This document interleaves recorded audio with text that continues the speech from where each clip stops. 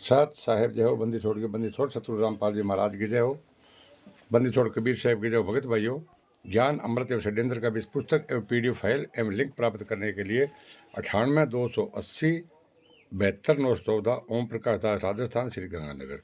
Part number भगत भाइयों ये 13 है।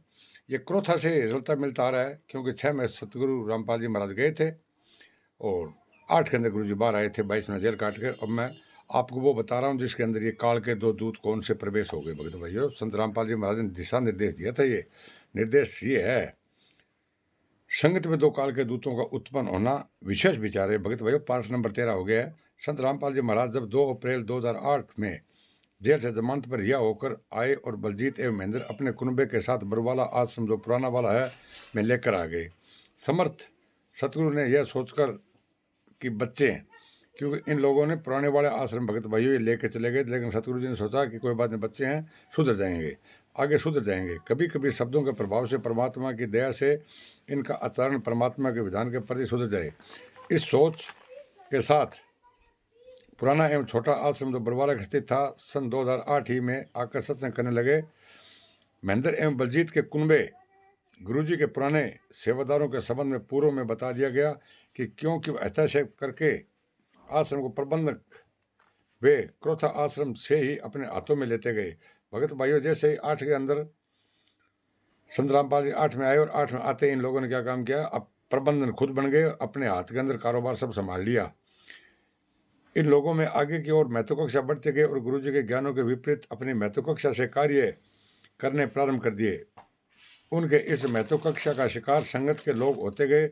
इसे देख सतगुरुदेव जी ने 2008 ई में अपने प्रवचन में सत्संग में सुनाया कि संगत में काल के दो दूत, संगत में एक दो काल के दूत उत्पन्न हो गए हैं।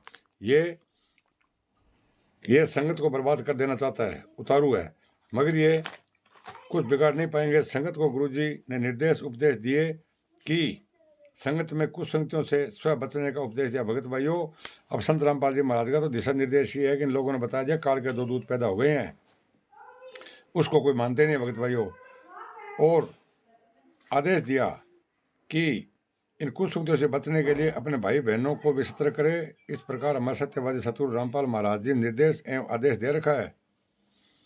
आगे यह भी हिदायत कर रखा है कि जिन भगत को उन कुसंगतियों के संबंध में जानकारी हो गई कि क्या सत्य है, क्या गलत है, क्या उचित है और क्या अनुचित है, और जानबूझकर वह भगत उस कुसंगति उचित अनुचित गलत सही से अनजान अपने भाई बहनों को सतर्क करने का कार्य नहीं करता है, तो वो परमात्मा का दोषी होता है। भगत भाइयों, जिन लोगों को पता लग गया कि ये मतलब काल के ये दूत कौन है, उसके बारे में अगर दूसरे को नहीं बताओगे तो आप भी खुद भी परमात्मा के दोषी हो जाओगे। भगत भाइयों, इसके अंदर स्पष्ट बता दिया। भगत भाइयों, ये तो कौन था, एक तो महेंद्र था, एक बलजीत था।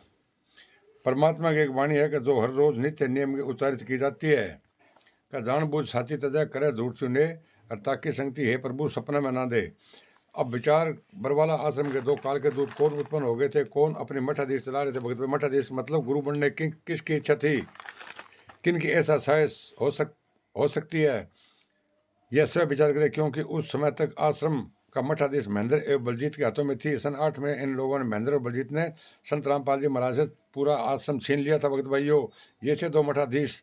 और ये लोग संजय और पवन के बारे में बोल रहे हैं, ये गलत बोल रहे हैं, क्योंकि संजय और पवन ने नाम 13 में लिया। भगत भाइयों, इनसे पूछो, सन ये 14 की बात है, ये सन 8 के अंदर गुरु जी ने किसके बारे में काल के दूत का है। इनके महत्व को किसी बहुत आगे की थी। महेंद्र तो 2005 ई में आश्रम में प्रवेश किया और अपने जिगरी दोस्त बलजीत को बाद में आश्रम प्रवेश कराया। फिर तो गुरुजी के घर वाले जगत के नाते रिश्तेदार आदि का तांता आश्रम प्रवेश करने लग गया। फिर तो सारा परिवार पूरा सब आ गया। अरे पहला परिवार वाला भगत भाइयों नफरत करा। ये सभी आर्य समाजियों के समर्थक रहे। 2006 की घटना के बाद बरवाला में स्थित छोटा आश्रम पूर्ण तय इन लोगों को प्रबंधन अपने कब्जे में था। महेंद्र और बलजीत के। भगत भाइयों, संगत बेचारी सत्संग सुनने जाती रही, मगर षड्यंत्रों से अनजान रही, क्योंकि महत्वाकांक्षा को लेकर किए जा रहे षड्यंत्रों में संत रामपाल जी महाराज के नाम का आदेश व निर्देश का जिक्र एक मिलावटी रहता था। मन मर्जी करके आदेश निर्देश निकालता। भगत भाई, न्याय के संत रामपाल जी महाराज का 2006 से 2008 तक दिशा निर्देश जो अब बाबा नहीं पीड़ा पड़ता, जो पहला होता और देता गुरु जी को है, भैया गुरु जी का आदेश आगे लोग मानता, जो अब बावन लाग रहे हैं, जिसे भक्तों के बीच परोसा जाता था। फलत संगत पूर्ण वास्तविकता से बेखबर थी।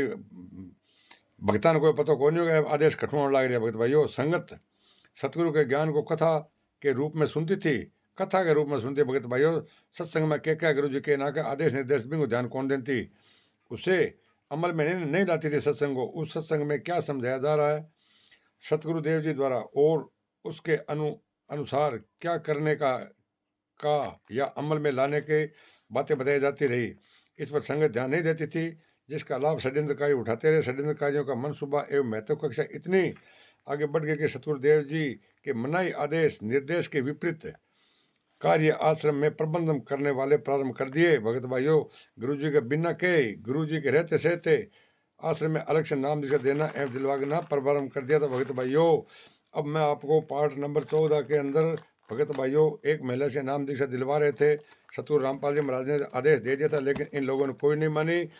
और भगत भाइयों, ज्ञान अमृत षड्यंत्र का इस पुस्तक एवं PDF फाइल एंड लिंक प्राप्त करने के लिए 98 280 72 ओम प्रकाश दास, राजस्थान, श्री गंगानगर। सत साहेब, सत साहेब।